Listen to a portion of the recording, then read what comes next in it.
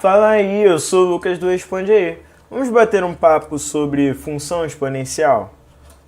Olha, antes da gente começar esse vídeo, eu quero confessar uma coisa para você. Eu cansei de ser expert, está muito cansativo para mim, não aguento mais ficar falando com você. E quero lhe fazer uma proposta, eu quero lhe oferecer o serviço de empregado doméstico. Olha, eu prometo que eu faço bastante coisas. Por exemplo, eu lavo, passo, arrumo casa, faço sua comida preferida, escolho as melhores séries para você e de quebra eu ainda te ajudo com pré-cálculo. Só que eu quero que no primeiro mês o meu salário ele seja de R$2. Aí você deve estar pensando, Lucas, pô, R$2? Nem aperta o meu orçamento. Tudo bem que eu sou universitário e tudo mais, mas consigo pagar. No entanto, contudo, todavia, eu tenho algumas exigências. Primeiro, eu quero que você dobre o meu salário todo mês. E a segunda exigência, eu quero um contrato de pelo menos 2 anos, beleza? Você tem que firmar esse compromisso comigo para eu ser seu empregado doméstico. E aí, aceita os meus serviços? Vou te dar 2 segundos para pensar. Só que, vamos observar aqui quanto que eu vou ganhar, beleza? No primeiro mês, eu vou ganhar R$2, como a gente havia combinado, e conforme vão passando os meses, eu vou dobrando o meu salário, beleza?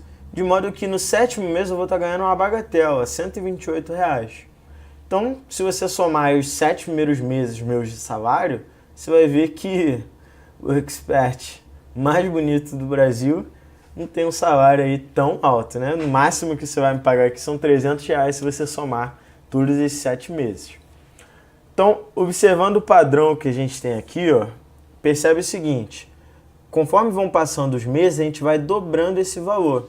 Percebe que, por exemplo, né, no 4º mês a gente está fazendo 2 vezes 2 vezes 2 vezes 2, 4 vezes. Ou seja, isso é a mesma coisa que a gente fazer 2 elevado a 4. Show de bola? Então, no 7º mês vai ser a mesma coisa que a gente fazer 2 elevado a 7. Ou 2 vezes 2 elevado a 6. Show de bola? A gente tem um padrão sendo respeitado aqui. Agora eu te faço uma pergunta. Quanto que você acha que eu vou ganhar lá no último mês de salário? Percebe o seguinte, né? A gente tem 2 anos de contrato, isso corresponde a 24 meses. Então, quero que você calcule aí quanto que eu vou ganhar no meu último mês, beleza? De salário. Então, acho que essa conta vai ficar um pouquinho complicada para você, mas eu quero que você primeiro tenha essa ideia aqui, ó.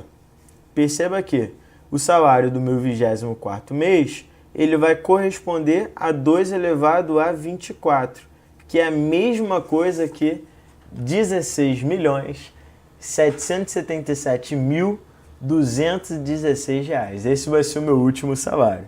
Então, provavelmente você ficou com essa cara aqui ao observar esse valor. E eu fiquei igual o tio Patinhas, muito feliz e muito contente com esse meu último salário. Percebe que, embora eu tenha recebido um valorzinho muito pequeno no primeiro salário, de R$2, no 24º mês eu já estou recebendo um valor absurdo. Isso acontece porque o que a gente está falando aqui são de coisas exponenciais. Coisas exponenciais crescem muito rápido ou decrescem muito rápido, ou tem um valor ou decrescem muito rápido. Então, percebe que esse tópico que a gente está falando aqui, ele vai ser muito, muito interessante para coisas que têm um crescimento exponencial, ou seja, um crescimento muito rápido. Ah, e era brincadeira, tá? Eu estou muito feliz aqui, ó, love aqui entre nós. Eu estou muito feliz aqui falando com você, sendo expert do Responde Aí, beleza? Então agora vamos falar um pouquinho melhor sobre o que é essa função exponencial, beleza? Como que ela vai aparecer pra gente.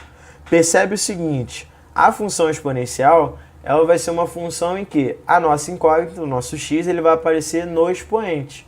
E como eu te falei, ela vai ser uma função que vai crescer muito rápido. Só que ela tem algumas restrições. Esse valorzinho da base, esse valorzinho de a, ele precisa ser maior do que 0 e diferente de 1. Então percebe o seguinte, ó, eu posso ter uma função assim e ela vai ser uma função exponencial, 3 elevado a x. Se eu quiser fazer o 3, pegar o valorzinho de 2, Ou seja, quando x ele é igual a 2, basta eu substituir lá no meu expoente que eu vou encontrar o valor numérico, o valor para o y. Também pode aparecer valores multiplicando essa minha incógnita aqui, esse meu valorzinho de base, beleza? Isso também pode acontecer.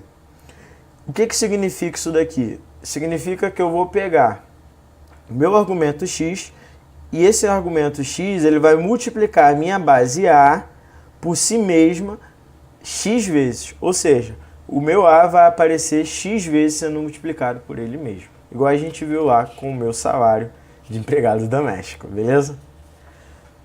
Muito bem, então vamos entender agora um pouquinho mais sobre o domínio e a nossa imagem. Para isso eu quero que você observe alguns casos que vão aparecer aqui pra gente. Quase que eu te dei um spoiler, viu? Primeiro, se o meu x ele for maior do que zero e inteiro, a gente vai ter valores assim, né? Tipo um a elevado ao quadrado, um a elevado ao cubo. Percebe que o meu a ele não vai poder assumir valores, por exemplo, iguais a 1, para esse caso. Percebe o seguinte, ó, se o meu a fosse igual a 1, a gente não teria um crescimento exponencial, um crescimento muito rápido. A gente teria uma função constante, porque 1 elevado a qualquer valor vai ser igual a 1, beleza? Agora, se o meu x ele for um valorzinho não inteiro, ou seja, por exemplo, né, a elevado a meio ou coisas do tipo, a gente teria aqui, nesse caso, uma raiz, né? A gente teria aqui raízes, uma raiz quadrada, ou uma raiz cúbica, ou coisas do tipo. Percebe que, por se tratar de coisas assim, a gente não pode ter para o A valores negativos, beleza? Necessariamente o A ele vai ter que ser maior do que zero. Show de bola? Justificando aquelas restrições que eu mostrei para você na nossa última telinha. E se a gente tiver valores de x menores do que zero, por exemplo, menos 5, a gente vai colocar esse cara aqui no nosso denominador. A gente vai trocar a ordem da exponenciação. Então, todas aquelas regrinhas da exponenciação também vão valer para cá. Isso justifica, por exemplo, que o meu a não pode ser igual a zero, porque daria uma indeterminação, né? Não pode existir zero no denominador. Então, sendo assim, o meu domínio vai ser o conjunto dos reais, ou seja, eu posso ter qualquer valor para o meu x, para o meu domínio. Show de bola? E a minha imagem, a gente percebe que o meu a elevado a x precisa ser valores maiores do que zero. Por quê? Se eu tenho o meu a sendo valores positivos e diferentes de 1, a gente vai dizer que a nossa imagem também precisa ser positiva, ou seja, ela precisa ser positiva e diferente de zero, mas não incluindo zero, por isso esse asterístico aqui. Show de bola? Como é que vai ser o gráfico da minha função exponencial? Eu já te disse que vai ser algo que vai crescer muito rápido ou decrescer muito rápido.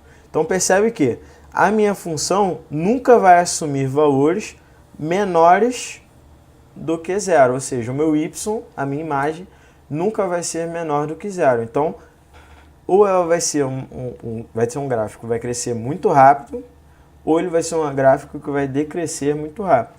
Percebe que aqui a minha função ela está sendo crescente. Já nesse caso aqui, a minha função está sendo decrescente.